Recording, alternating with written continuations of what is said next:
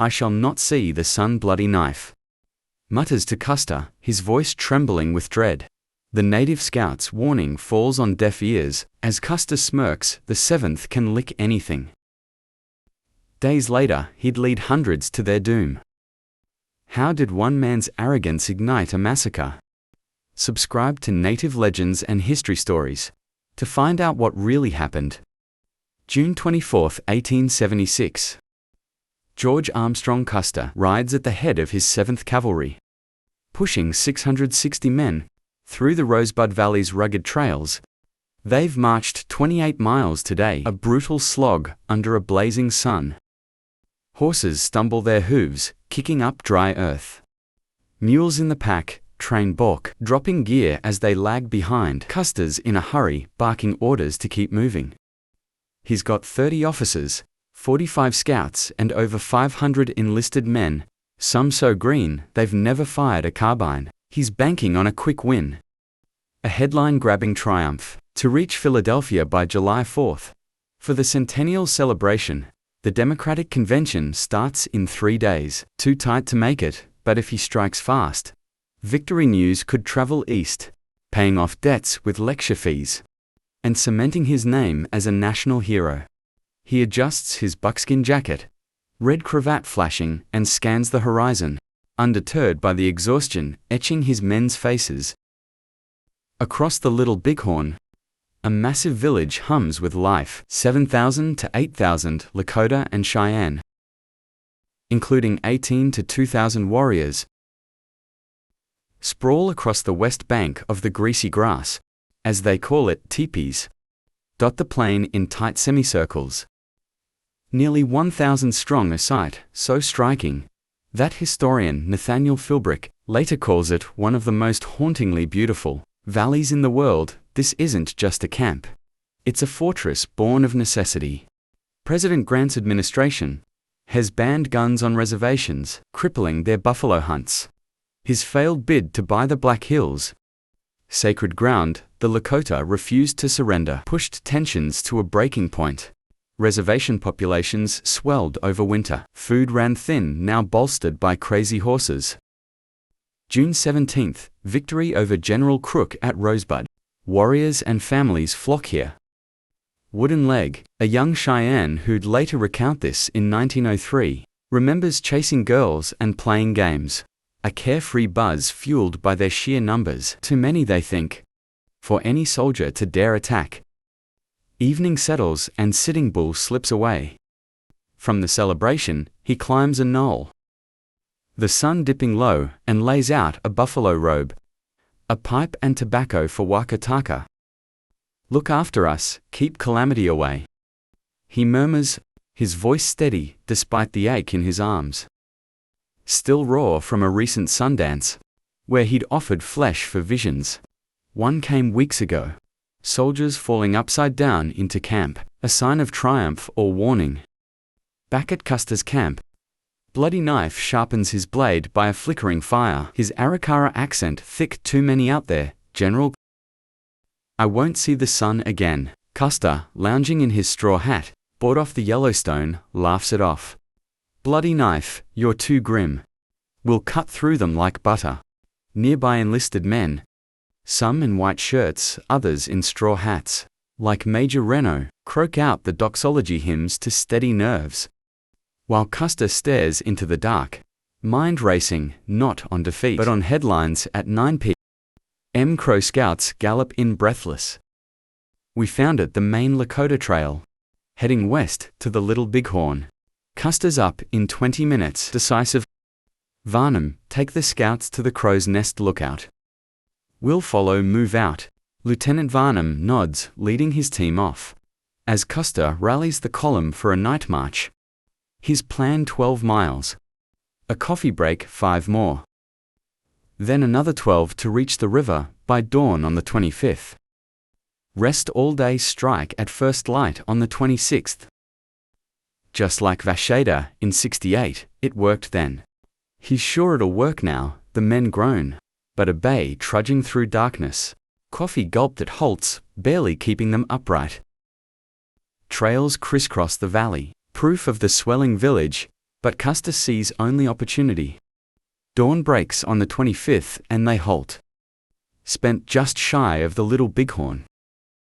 Varney sends word, the Crows spotted a massive village from the nest. Custer rides ahead alone. Squinting from the bluff at 9 a.m. he sees nothing. Bluffs block the view, but a seasoned scout rides up fast. General, more Indians down there than you've ever faced. Hang me if I'm wrong, Custer snaps. Hanging you do us no good now. Oh yeah. Bloody Knife joins in grim enough. Sioux to fight us 3 days. Custer chuckles, we'll finish them in 1. He's not worried about losing, just that they'll scatter before he can claim the win. Then his brother Tom rushes in. A mule dropped its hardtack. Cheyenne grabbed it and ran. Custer's face hardens, they know we're here. No rest, we hit them now. The men, dead on their feet, grab rifles as he pivots from stealth to speed. Midday looms and Custer splits his force near the creek. Reno, 175 men with me to the river Benton. 115 left to scout block their escape. He orders voice clipped. A Crow scout face painted. Grabs his arm to many down there. Don't divide us, Custer yanks free. You scout, I fight. He leaves one. With the pack train already trailing miles back. At 11:45, they roll out, Reno and Custer down the creek bent. Veering west later. That Crow scout mutters to him, we're going home today by a strange trail. This isn't chance, it's collision. Grant's gunmen and Black Hill scheme starve the Lakota into defiance. Custer's rush turned a trap into a trigger. Could he have waited, shadowed them to Terry? Maybe, but that's not Custer. He saw 2,000 warriors as a prize, not a threat. History proves numbers don't bow to bravado. Disaster's brewing and it's close. It's 11:45 on June 25th. And the 7th Cavalry fractures into motion. 3 jagged prongs, slicing toward the Little Bighorn, 12 to 15 miles from the village's edge. Reno's 175-pound down the creek's left bank. Horses snorting steam hooves, slamming wet gravel. Major Reno sways, in the saddle, straw hat askew, whiskey flask glinting as he grips the reins. Benton's 115 angle southwest boots, scraping sagebrush. Carbines clanking as they weave through gullies. Captain Benton squints into the sun, cursing under his breath at the rough terrain. Custer's 200,220 ascend the bluffs, right, spurs biting flanks, dust curling off the ridge. His red cravat flaps buckskin jacket taut as he scans the horizon a mile back. 130 wrestle the pack train. Mules, balk ropes, snap ammo crates thud to the ground. Captain McDougal yells, move. Damn you Custers, weaving a trap. Reno strikes the village's heart. Benteen seals the southwest flank. He hammers from above, no warrior slips the noose. Orders land loose and lean. Reno's clipped command echoes as they part, charge and hit him hard. No word on when or if Custer follows. Bentini gets a brisk scout left. Sweep wide, with a jab, toward the hills. Nothing on pace or rendezvous. Custer's plan, unspoken, hinges on Reno pinning the He'll barrel down the bluffs or arc north. Once chaos erupts, Bentini mutters later. He wanted me out, damn gloryhog wrong. His flanks, no snub. It's a cork for southwest runners. But the Crow Scouts' shout lingers as they scatter. Too many, even united. Don't split Custer's, barked. I fight you, Scout, buries it. 660 diced 4 ways. Can't cage 2,000 warriors bristling for blood. He's misreading the beast ahead. Scouts pegged it from the crow's nest. A tremendous village, 1,000 teepees sprawl to miles. 18 to 2,000 fighters thick, among 7,000 souls.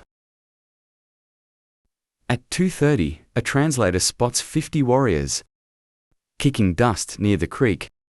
Shouts rip out. They're running like devils. Custer's grin flashes. He sees flight, not fight off base. Rosebud's echo pumps through the camp. Crazy horses win over Crook, has them coiled. Not cowed, outmanning him for 2-1. Charlie Reynolds' Lonesome Charlie had eyed it earlier. Quiet, biggest bunch I've seen. Custer's scoff will cut through Mrs. The math shock won't crack this wall. The rift tears open quick. By 2:30 Reno's 175 thunder toward the ford. Horses splash across Rain's whip. Rifles swing loose as troopers shed coats in the heat. Reno gulps from his flask, voice slurring faster. Get in there, no sight of Custer's plume on the bluffs. Benton's 115 slog through a gulch. Horses stumble on scree. Men curse as thorns snag trousers. Miles west and drifting Custer crest the ridge, glassing the plain 220 fan out. Rain's taut sweat-streaking faces under straw hats. He points, north barking holds steady. Wait for it, the pack train's a wreck. Mules lock hooves a mile back. McDougal kicks a crate upright, shouting, tie it down, a half-mile, splits them. Renault's dust fades from Custer's view. Bentine's hoofbeats die in the wind. No runner bridges the gap. No trumpeter's call cuts the haze. Renault's 175 hit the village's edge solo. Bentine's 115 poke, blind too far to pivot. Custer's 220 perch, ammo thin. Strike unloosed, this is a snare. Snapping apart Custer's webs got gap split. Units don't snare without a thread. Renault's charging 175 slam into thousands. No lifeline to the bluffs. Bentine's 115 crawl southwest. Minutes from useless. The pack train's ammo sits a mile off. Mules mired Custer's high grounds a perch. Not a hammer. 220 can't fault ravines to stitch this mess. The Crow Scout's warning was cold. Fact divisions a death knell against these odds. Washitar's dawn raid worked with surprise and weight. This midday carve-ops got neither. Little Bighorn's tallying the butcher's bill fast. It's 3 p.m. on June 25th, and Major Marcus Reno's 175 men hit the Little Bighorn's ford. Full tilt horses splash across, hooves pounding through the shallows, water spraying as they churn toward the village. Reno swaying in the saddle, yanks his reins hard, straw hat flapping, and roars. Charge, charge at the village. His voice slurs whiskey thick on his breath. From the flask, jostling at his hip, the line surges, horses snort, carbines slap against lever. Reins snap as troopers lean low. Half a greenhorns, never drilled in combat. Some clutch rifles, like lifelines, others fumble them wide-eyed. They thunder across the open grassland, dust boiling up. Aiming for the hunk papa end of the camp. Sitting bulls people 600 yards out. Teepees looming in a tight, sprawling mass at 300 yards. Renault's nerve cracks, the village isn't scattering. Warriors dart between teepees. Numbers swelling not dozens, but hundreds halt slow. Stop, he shouts, arm jerking up flask, flashing as he nearly drops it. Horses skid-rearing. Men curse, crashing into each other. A private tumbling from his saddle into the trees. Dismount, now Renault barks, pointing to the cottonwood fringe along the river 9-5. Troopers swing down boots, slamming dirt, dragging mounts into the timber. They scramble into a skirmish line, rifles outstretching across the grass river. Shielding their right flank, left wide open fire. Fire, Reno yells. Staggering along the line, carbines crack, smoke sputters, bullets zip toward the village. Wild and high a trooper grins. Duck shooting. But most shots smack teepee poles or bury in dirt. Ammo crates stranded miles back with the pack train. The line's shaky. 30% of these men have never fired a carbine before today. Triggers Jerk barrels, wobble. Bullets spray uselessly. Reno paces. Flask two lips, slurring. Hold, shoot straight. Damn it, a private reloads. Hands trembling, spills half his rounds. Another jams his breech, swearing. The village erupts. A hunk papa cries shout cuts through. They're coming, they're coming. Women shriek, dragging kids behind teepees. Poles shatter under stray lead.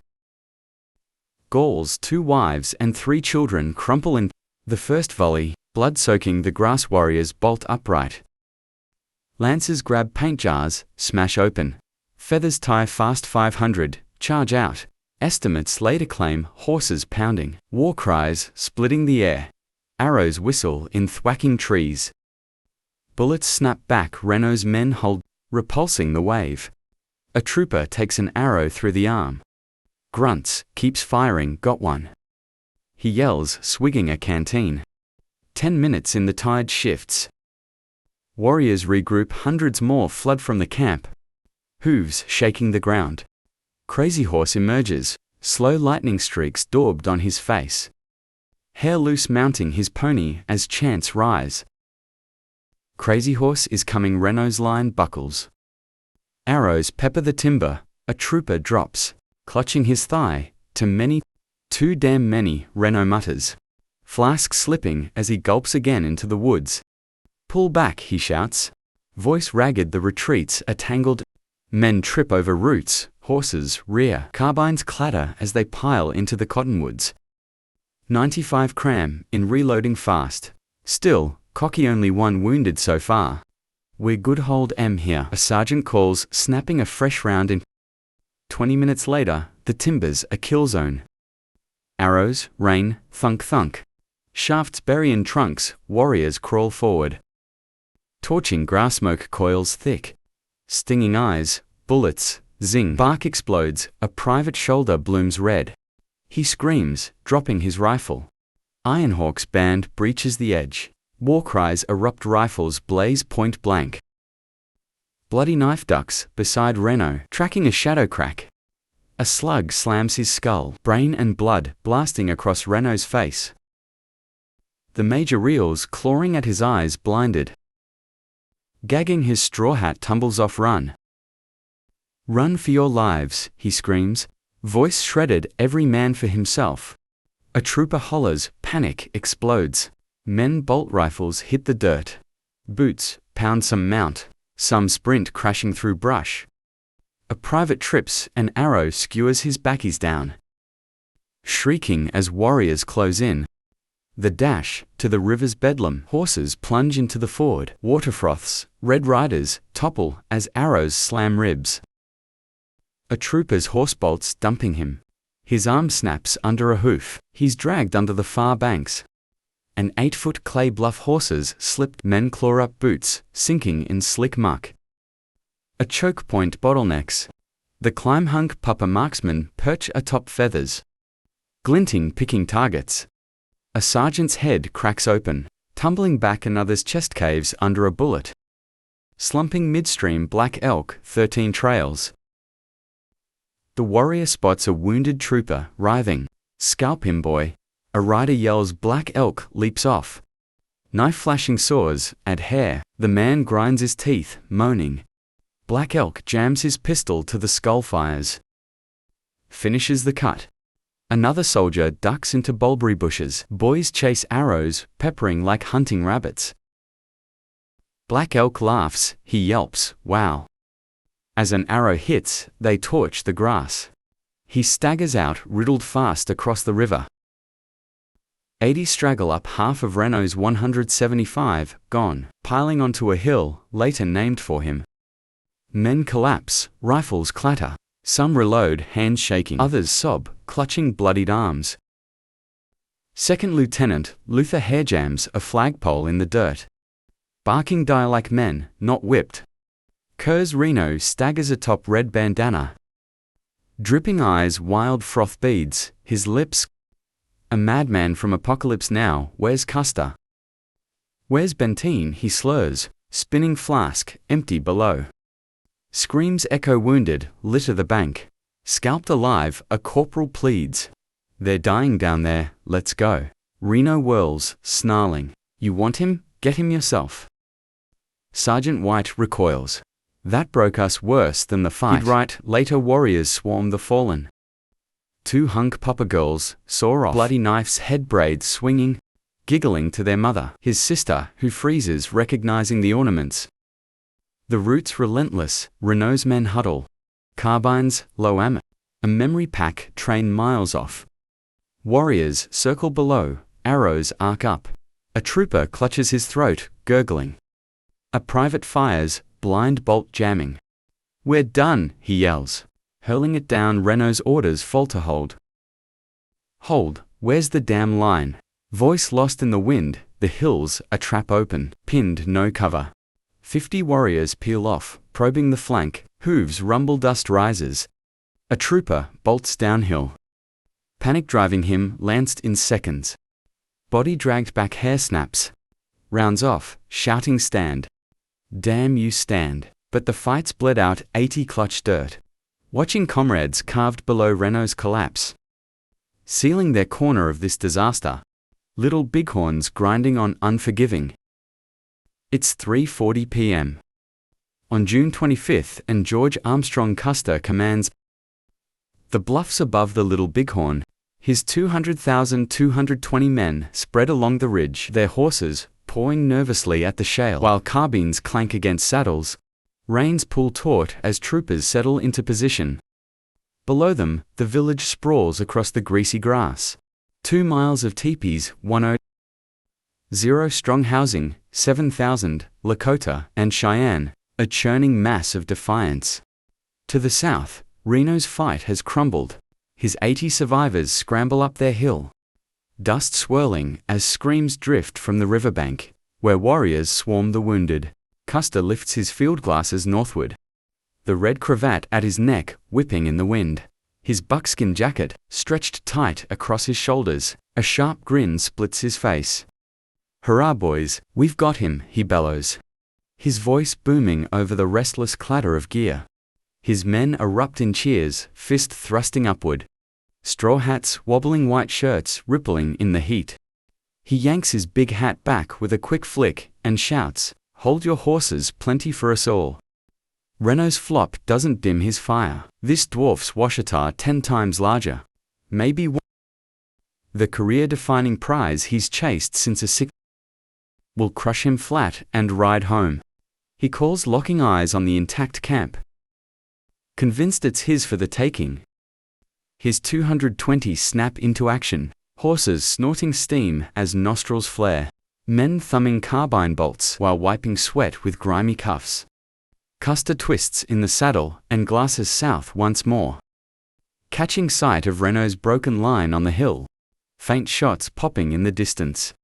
They've stirred him up, we finish it. He mutters with a quick nod. He swings his arm north, pointing firmly, and spurs his mount forward with a barked order. A private swing wide, the troop hustles into motion.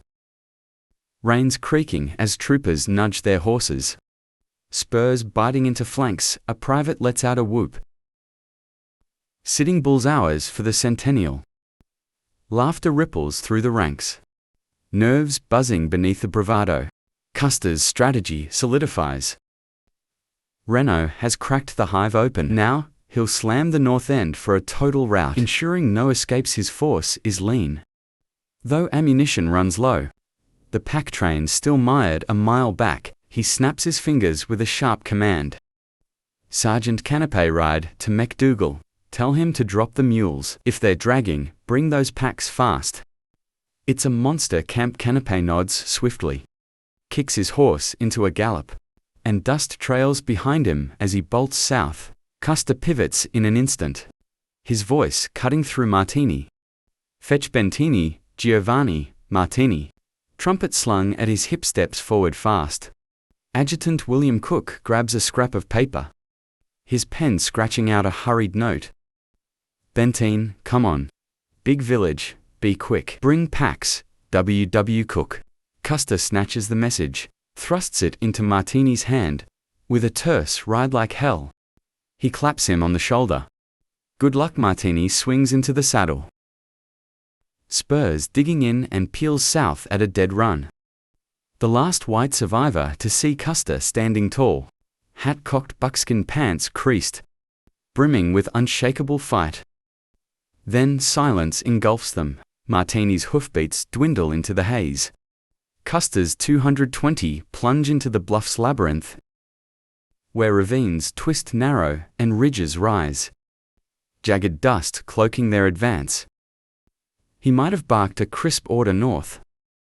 Move out, leading the charge toward Medicine Tail, coolly. His horse splashes through the ford, water churning as 220 fan out behind him. With carbines raised, a trooper fumbles his rifle, spilling rounds that ping off the rocks, prompting a snapped rebuke from an officer. Keep it steady. Another trooper loses his straw hat as it tumbles down the slope, cursing as he yanks his mount back into line. Warriors, numbering 18 to 2,000, could have spotted him. Then scouts shouting warnings. Runners darting through the camp, hundreds breaking off from Reno's crumbling fight. To gallop north, arrows might have sliced through the air with a whiz, and a thwack one nailing a trooper's chest, sending him flopping backward off his horse. Bullets could have snapped in reply, popping off as a horse crumples to the ground, its rider pinned beneath it, yelling as the animal kicks in panic. Custer might have rallied his men with a slashing shout. Line up fire. His voice cuts through the rising din, carbines barking out a ragged volley. Or perhaps his grit. 30% of them, untested, froze in the saddle bolts, jamming in their rifles. Horses rearing as lancers tore into their ranks. He could have pushed downslope with a roared command. Hit 'em, charge. 10 minutes in, the tide shifts. Teepees loom ahead, and warriors erupt from the camp. 500, perhaps 1,000, war cries splitting the sky. As their horses wheel into position, a trooper squeezes off a shot, the crack missing its mark as the bullet kicks up dust.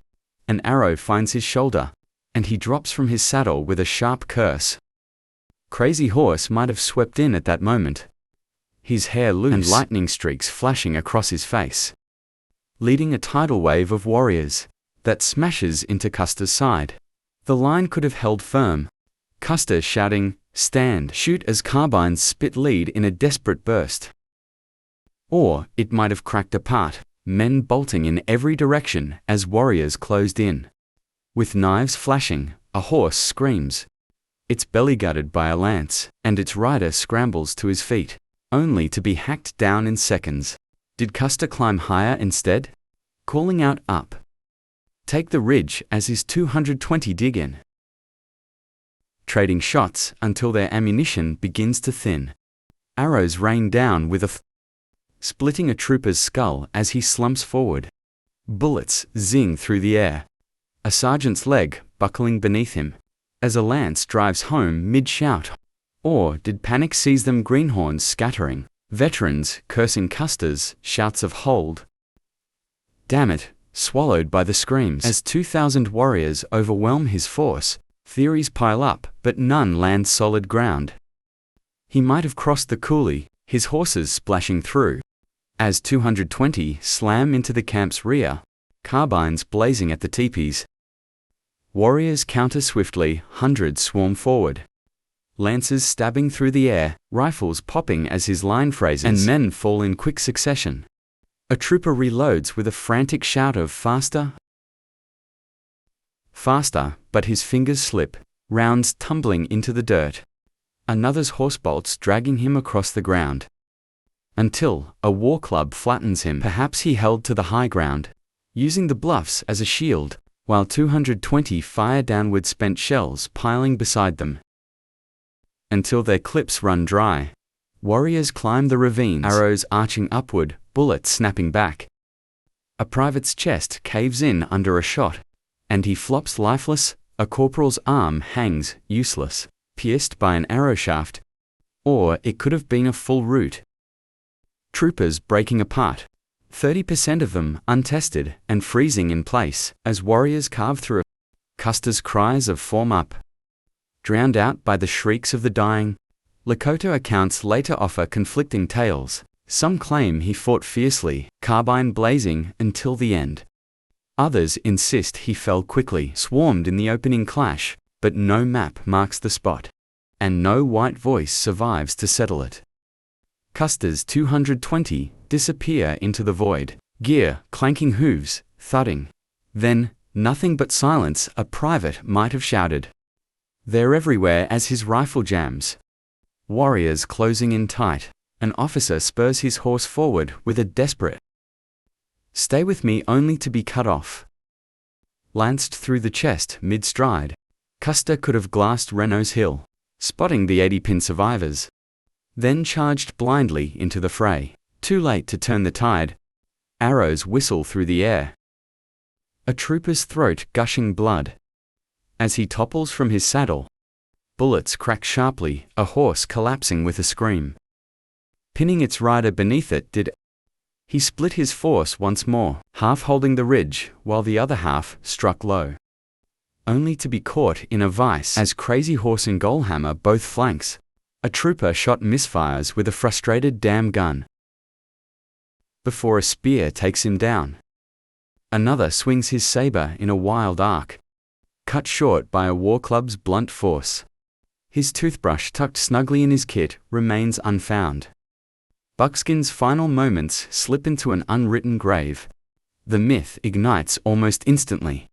Frederick Whitaker's 1876 biography, penned as Coyotes Still Know the Battlefield's Dead, crowns him a new Leonidas, likening him to Sparta's king. Fallen at a wild Thermopylae, Ohio's Judge Voorhees amplifies it in 1906, proclaiming Myra's charge. Leonidas stand, casting Custer as America's unbreakable lion, his Civil War daring etched into eternity. Politics seized the narrative. Democrats like, for he's tied to Custer's anti-Reconstruction stance. Hoist him as a banner. Ladybird books later sketch him with long hair. Flag aloft, the seventh ringed defiantly on a hill. Yet the truth slices deeper. 660 men split foolishly. 2,000 warriors struck with precision. And no glory shines through the carnage. Custer's fate bends and twists. A hero to some, a fool to others, leaving history to wrestle with a figure too jagged for a single story. Custer's final gamble didn't seize triumph. It birthed a puzzle.